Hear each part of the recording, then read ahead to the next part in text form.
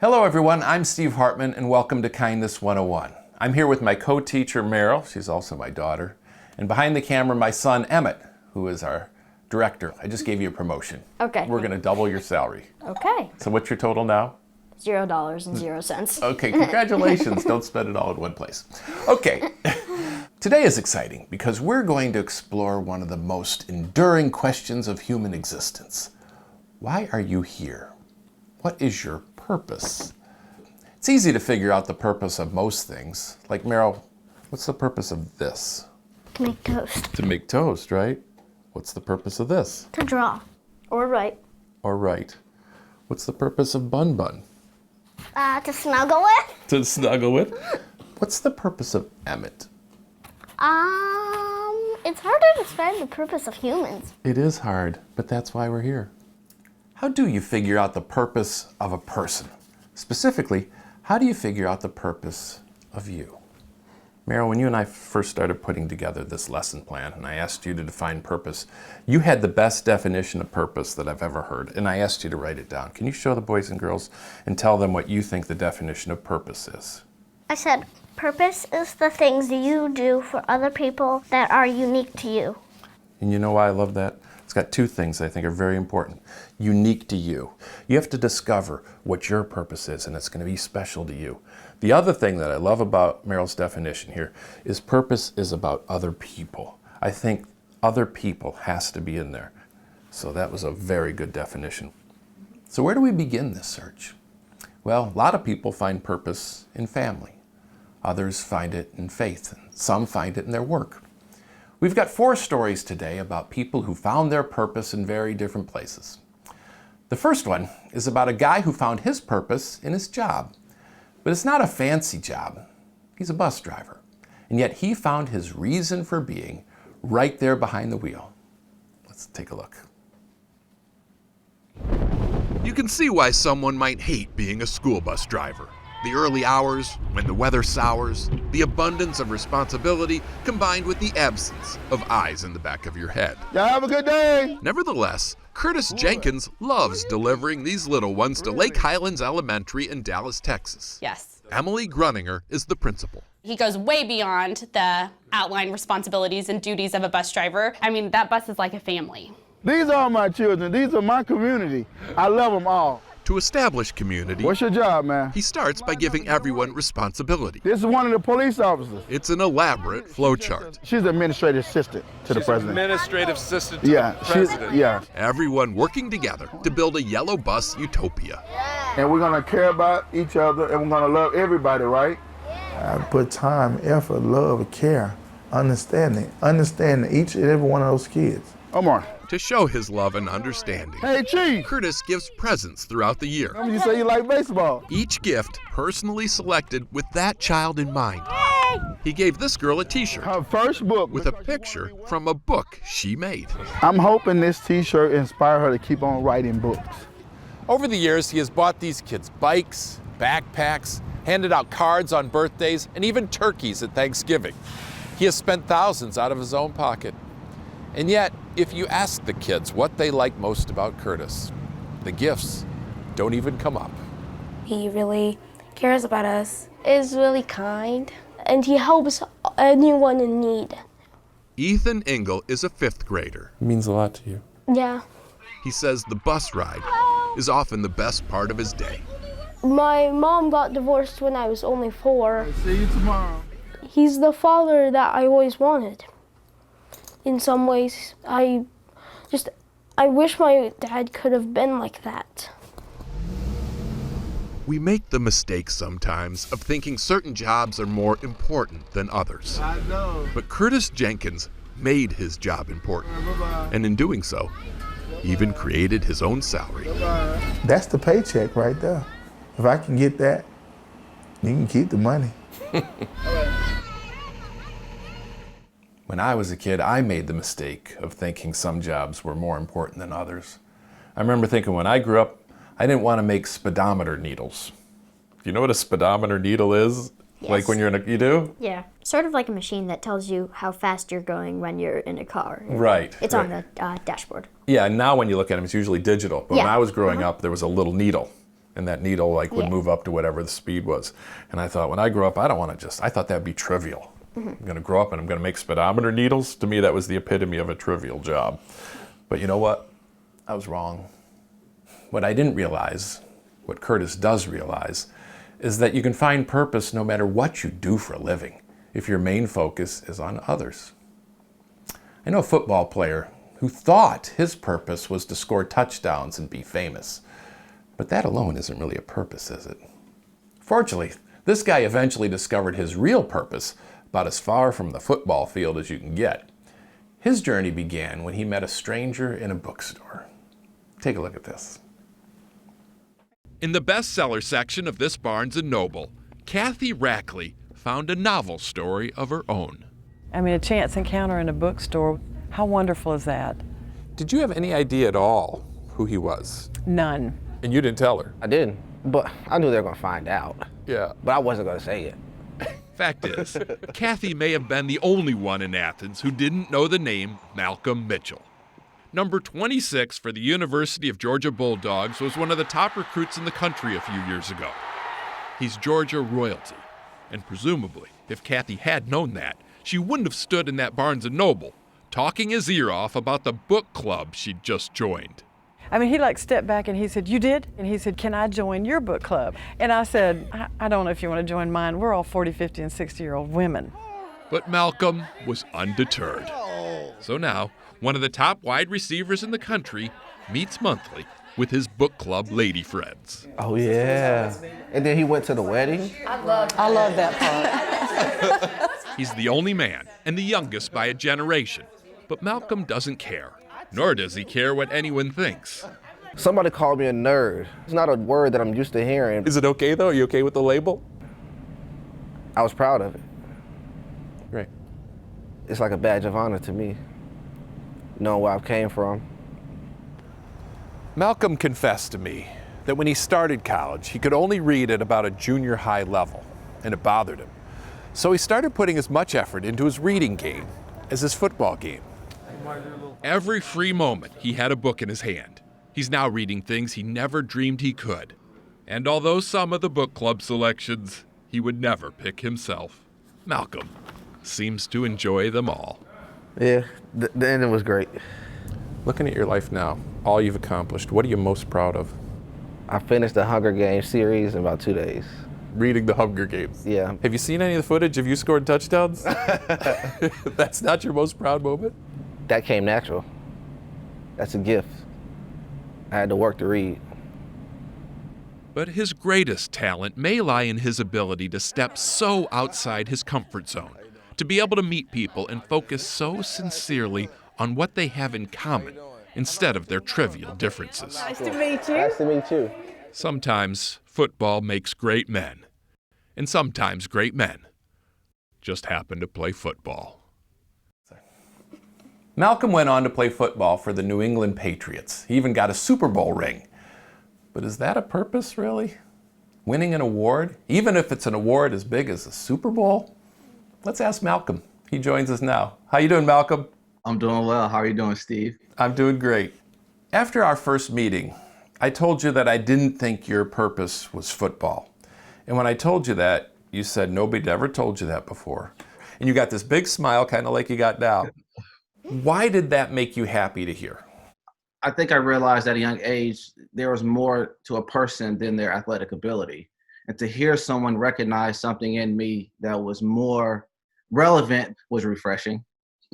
Do you still play football? I do not play football anymore. These knees of mine, they can't handle it. So what is your purpose now? I think my purpose is to inspire others. How are you inspiring other people? By writing books. So you could barely read and now you're writing books. Isn't that, it's hard to explain, actually. Here's a copy of the first book I did with Scholastic. It's called The Magician's Hat. My next picture book will actually release next spring, and it's called My Very Favorite Book in the Whole Wide World. So your book is called My Very Favorite Book in the Whole Wide World. Exactly. So I'm hoping it becomes a lot of people's favorite book. And why does all that feel like more of a purpose than football did? performing on the field, the capacity to effectuate change is limited. But as a person who writes books, the impact you can have is limitless. And you're getting kids to read. That's a purpose if nothing else is. Tell me where that can happen on the football field on Sunday. We've always admired you so much. We named a fish after you. You want to see him? Yes. Oh, I love it. That is Malcolm Mitchell too. He kind of represents my personality. He's kind of bright and showy. Emmett is the one who names the fish in our family. Why did you want to name your fish after Malcolm? Just because when I named him, it was right after you had gone and did that story, and I was very inspired by it. That makes me smile. Malcolm, thank you so much for joining us. No, thank you. I appreciate you and your family. Malcolm discovered a love of reading that helped him find his purpose. If you want to find your purpose, a good place to start is by finding your passion. I know a little girl who has a passion for ballet.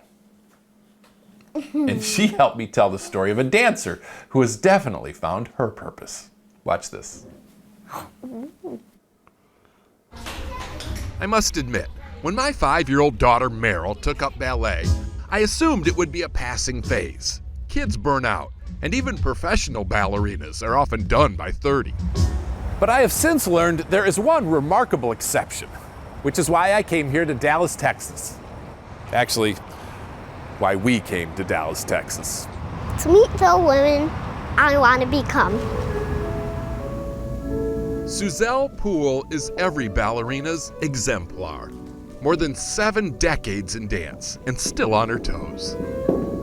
Most ballerinas can't begin to imagine this. Certainly Suzelle never did. When I was about 26, I knew I only had a few years left. And how old are you now? 79. Is it hard to dance when you're old? And I don't find it difficult.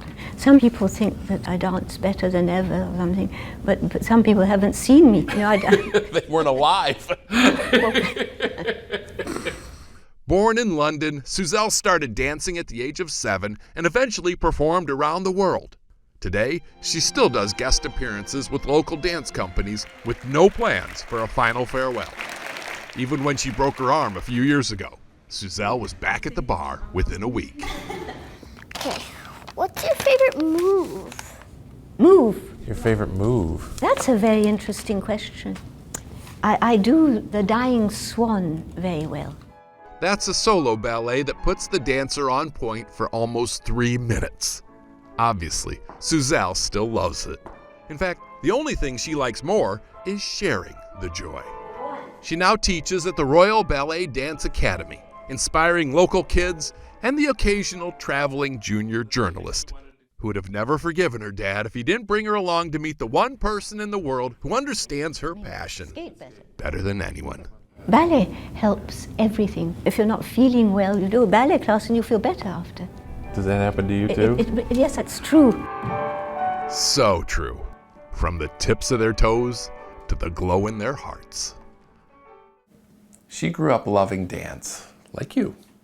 But she found her purpose in teaching dance. Teaching others what you know is a great way to find purpose. Maybe you could be a teacher someday.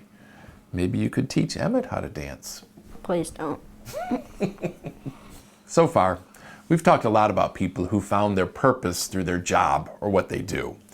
But a lot of people, maybe even most people, find purpose in those they love. Loving someone can be a purpose unto itself. Want to see what I mean? Sure. Watch this.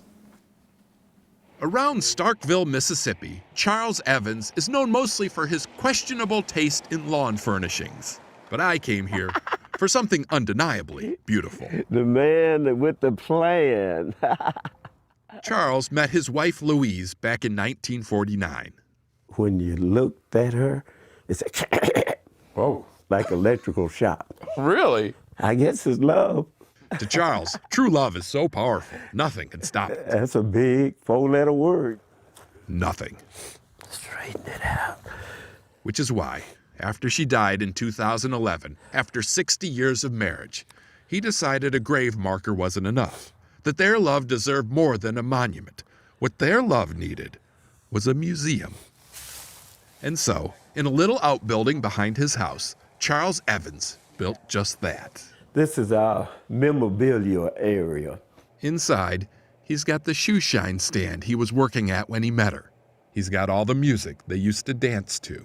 And he's got 4 walls packed solid with pictures, documenting every significant occasion. And this was, we went out to lunch. And most every insignificant occasion. This was a different place at lunch. Different lunch. And this, she didn't like that one because they caught her laughing with food in her mouth. Needless to say, he doesn't get a whole lot of visitors, which is fine by Charles. This is our last dance. In fact, you get the sense he almost enjoys his alone time more.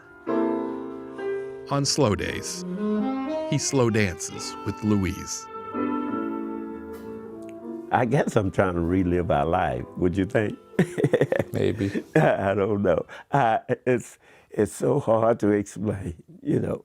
But it's not a suffering memory, it's a beautiful memory, you know.